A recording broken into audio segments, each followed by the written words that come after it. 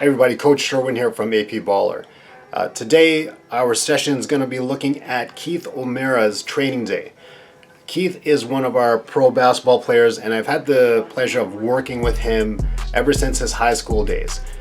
Quite possibly one of the most athletic hoopers the city has seen. It's remarkable to see his development throughout the years. High school, university, pro ball, Nigerian national team. Here is one of Keith's training days as he prepares to compete for a spot on the Nigerian national team against other pros from overseas and the NBA. The session we are looking at today is more of a focus session, shoulder stabilization work. Not every session is going to look like the typical, where you're addressing strength, power, speed, etc. We focus in on what the client needs to reach their ultimate goal of enhanced performance. Check out the session we did with my guy Keith on his training day. During Keith's stint in France, he suffered a minor shoulder injury. Before we got started with his training, we wanted to just get a feel of where his shoulder was at, get some baseline strength measures, just so that it can give us some clues as to where we were going to start with respect to building that shoulder back up. We started his program with some rotator cuff activation work as well as some mobilizations. As you can see here, Keith is doing a band pull apart, pulling that band as far apart as possible in a controlled manner. The big focus here obviously is going to be that eccentric, or controlling that band when it comes back together. The next exercise here is called a shoulder dislocation exercise. The focus here is to mobilize the glenohumeral joint, or the GH joint, kind of like opening up a rusted door. You know, when it is stuck, you want to get it free by opening and closing the door. This is what I liken that to. Getting that GH joint nice and lubricated so it's ready for use.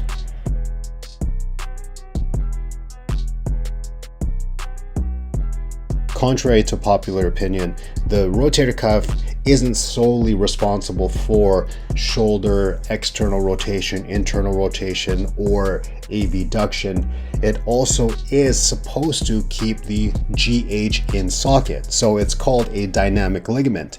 This exercise, it helps to train that action of keeping the GH, or the humeral head, in the socket.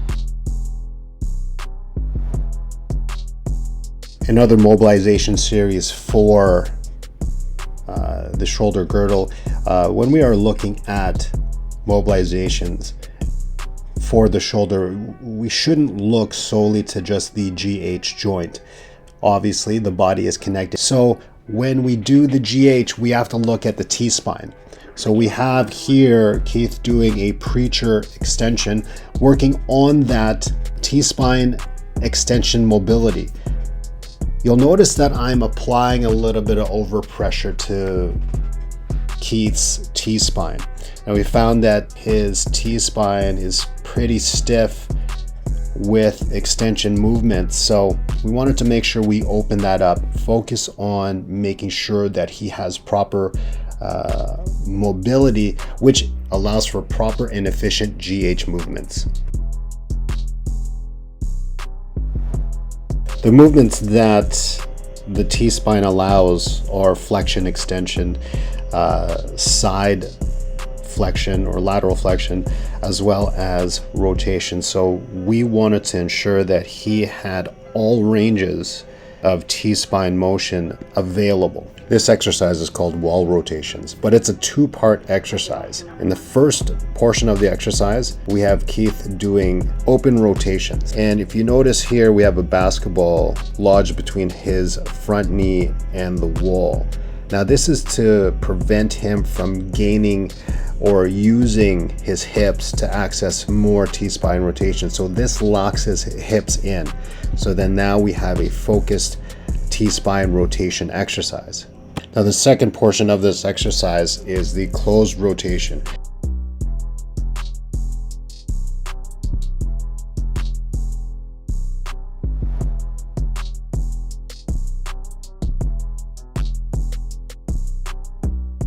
The final exercise to fully open up the shoulder girdle is the hanging lat stretch with a lateral shift. If you haven't seen my previous post on the importance of lat length and shooting ability, check it out and understand how the length of a muscle can prevent you from achieving a more efficient and effective shot. This next exercise that we're doing here is called a ball push-up iso hold.